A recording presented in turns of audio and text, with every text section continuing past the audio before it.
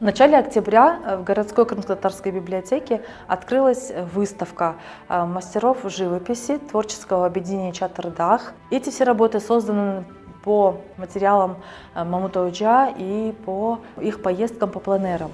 Это разные уголки Крыма. Здесь представлены работы из Коктебеля, с сел Бахчисарайского района. Представлена одна из работ, старинных работ Мамут-Оджа 2003 года. Название этой работы «Ветерок, легкий ветерок». Раньше мы эту работу не видели, я ее не встречала ни в одном каталоге. Это одна из моих работ, называется «Занжирный медресе». Это нереалистичная работа, здесь как бы сильного сходства искать, может быть, и не нужно. На эту работу меня просто вдохновило это место, это аура того места.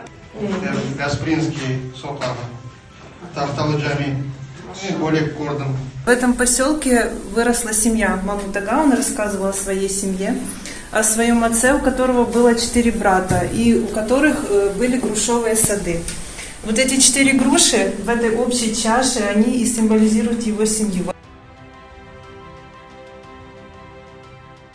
Выставка продлится до 10 ноября. Всех ждем.